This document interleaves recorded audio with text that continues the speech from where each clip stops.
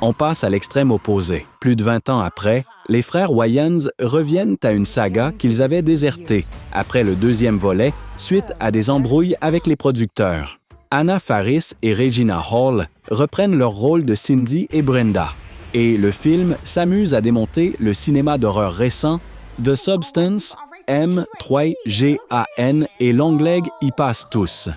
Marlon Wayans appelle ça fièrement un « rebouquel ». Personnellement, le format me laisse perplexe. Du 3 au 5, c'était vraiment moyen. Et la parodie potache est un genre épuisé depuis des années car il repose uniquement sur la reconnaissance et non sur l'ingéniosité. Un peu comme les derniers sursauts de certaines vieilles sagas comiques.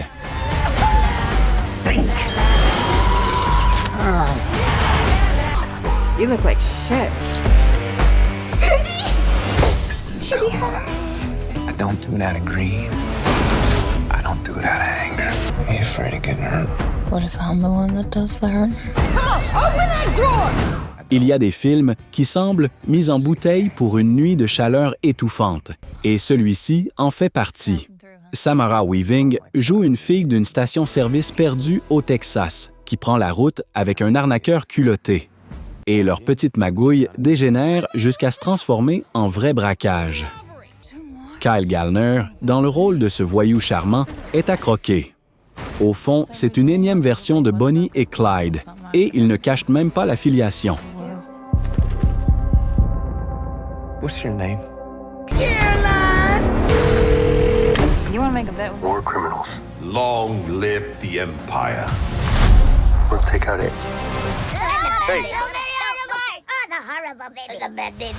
Pour la première fois en 7 ans, Star Wars revient au cinéma et joue la carte de la sécurité absolue. Pedro Pascal renfile le casque de Din Djarin, le petit Grogu est toujours collé à lui.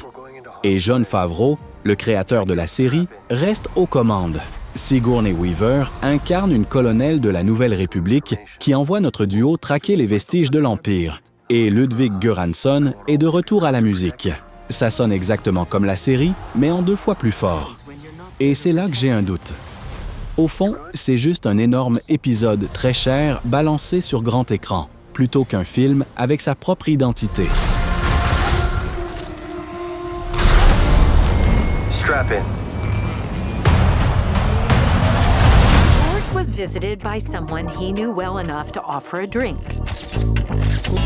You all think you're smart enough to solve a crime. Do you know what humans... L'idée de base semble complètement folle. Et c'est pile pour ça que ça marche. Hugh Jackman joue un berger qui lit chaque soir des romans policiers à ses moutons, sans se douter qu'ils comprennent tout et passent leur nuit à débattre de l'identité du tueur. Quand il est retrouvé mort, c'est le troupeau qui mène l'enquête, dirigé par une brebis Shetland perspicace doublée par Julia Louis-Dreyfus. Au casting vocal, on a droit à un défilé allant de Bryan Cranston à Patrick Stewart. Côté humain, on a un flic local plutôt inutile joué par Nicholas Braun et un journaliste insupportable incarné par Nicolas Galitzine. And we shall solve the crime. Humans call stupid people who can't think for themselves. That is what I want the world to feel. We need to capitalize on Michael's success. Ici, les choses se gâtent un peu.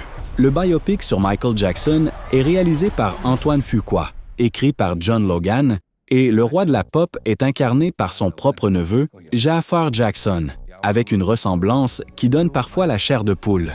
Au box-office, il a explosé tous les compteurs, et c'est déjà le biopic musical le plus rentable de l'histoire. The moment you were born, you have a very special life.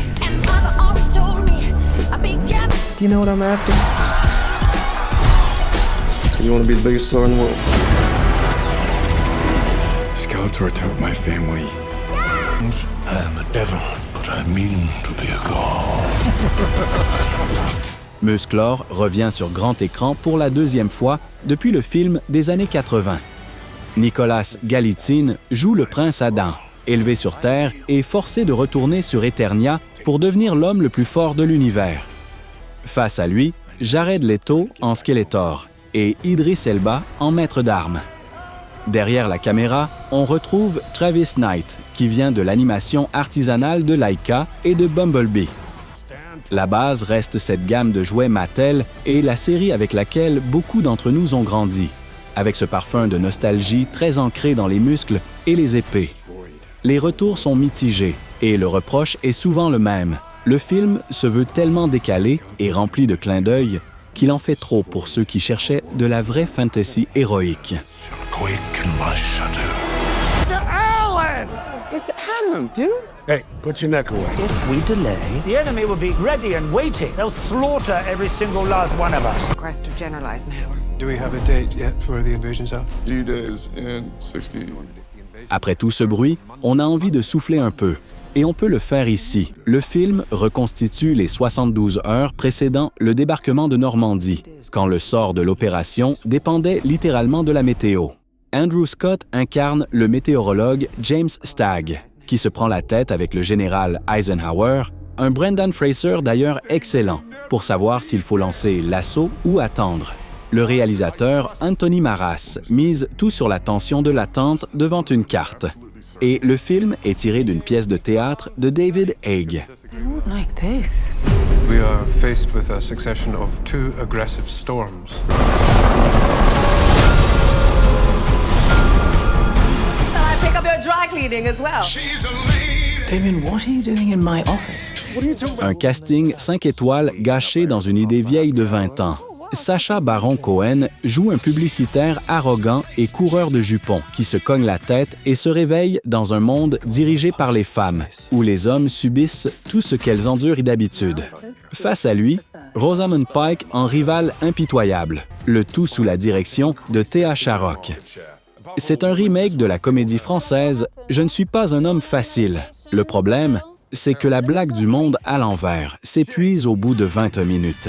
Et le film l'étire sur plus d'1 heure en répétant la même chose en boucle. La critique a été sévère, et je comprends pourquoi. He wants to sit at the big girls' table.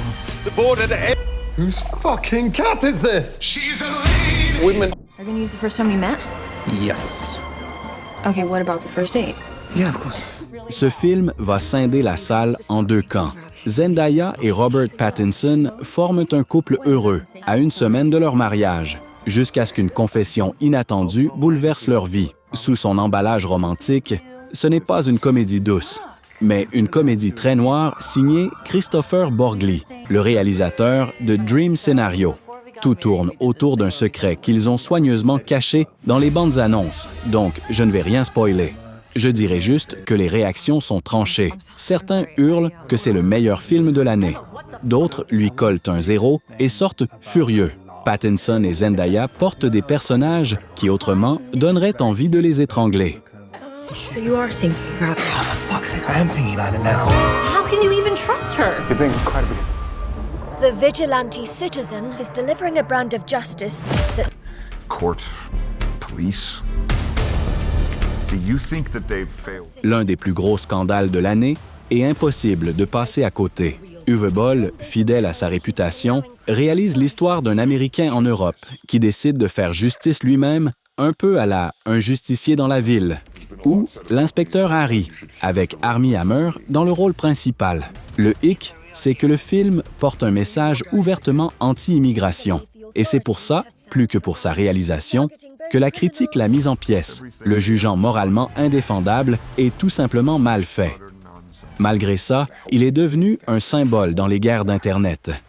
Il a été acclamé par des commentateurs de droite et par Elon Musk lui-même, créant un énorme tollé autour de sa sortie et des tentatives de l'interdire en Allemagne. What does your country do? Nothing. Our current system is fake. Look. You walk down the street and you get stabbed or robbed. I'm getting a weird feeling. Changement radical de registre. Un petit film, mais terrifiant comme on les aime. Adam Scott, qu'on voit d'habitude dans des comédies, joue ici un romancier aigri bloqué sur la fin de sa trilogie. Il part dans un hôtel paumé en Irlande pour disperser les cendres de ses parents et se retrouve mêlé à la légende locale d'une sorcière qui emmène les enfants dans l'au-delà. C'est signé Damien McCarthy, le réalisateur de Oddity.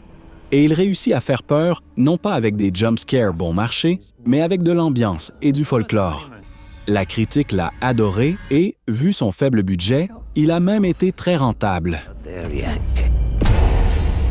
One of the members of... Can you hear me? Get me out of here now! So whilst my life seemed completely uncomplicated, my dear Lord decided, would I now be giving that up? I do. Lady Enola Tewksbury. La petite sœur de Sherlock reprend du service pour la 3e fois et ce n'est plus la gamine naïve des débuts. Millie Bobby Brown reprend le rôle d'Enola, devenue une enquêtrice aguerrie sur le point d'épouser Lord Tewksbury. Mais juste avant le mariage, quelqu'un kidnappe son frère Sherlock, joué par Henry Cavill, et la cérémonie tombe à l'eau pour laisser place à l'enquête la plus personnelle de sa vie. L'action déménage sous le soleil de Malte, et pour la première fois dans la saga, c'est Philippe Barantini qui est aux commandes. Et c'est là que ça coince. Le film a mûri et s'est assombri, mais il a perdu une partie de la légèreté qui faisait le charme de la série. Losing myself. Which brings us back to the morning of the wedding. Enola, it's me! I decided to add a slight complication. Enola Euphoria Holmes, will you take I? I am the outlaw. Epic. We ended up shooting in old castles and churches and mountains. On revisite encore la légende, et toujours avec Hugh Jackman, mais dans un registre diamétralement opposé.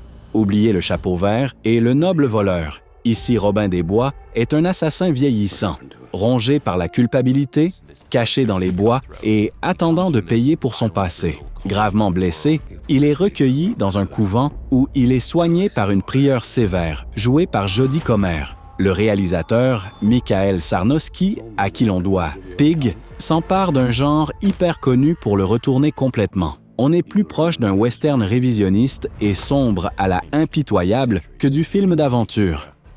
Jackman est imposant et la photographie est hypnotique.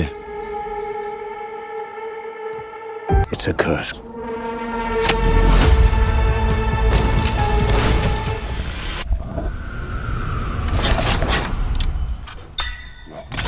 On termine la liste avec un petit bijou discret, facile à rater, au milieu de toutes ces sorties bruyantes.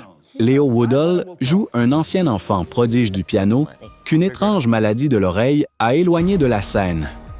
Aujourd'hui, il accorde des pianos. Et son oreille extrêmement fine s'avère être l'outil parfait pour braquer des coffres-forts. À ses côtés, Dustin Hoffman joue son mentor, dans l'un de ses rôles les plus chaleureux depuis des années. Au fond, c'est un mélange de thriller criminel et d'histoire sur l'amitié et le prix à payer pour aider ceux qu'on aime, signé par le documentariste Daniel Roher dans sa première fiction. Don't do anything stupid.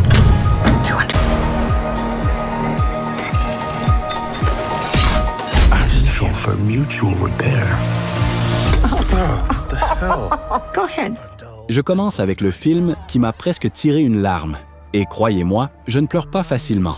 Tova, une veuve d'un certain âge, nettoie un petit aquarium la nuit et se renferme sur elle-même après avoir perdu son fils et son mari, jusqu'à ce qu'elle se lie d'amitié avec une pieuvre géante. Alfred Molina prête sa voix à ce poulpe et il râle d'une manière qui donne juste envie de lui faire un câlin. Sally Field joue uniquement avec son regard, sans rien forcer, et tout repose sur cette tranquillité. À ses côtés, Lewis Pullman incarne le jeune qui débarque par hasard en ville. Didn't your mother ever teach you any of these things? She didn't stick around long.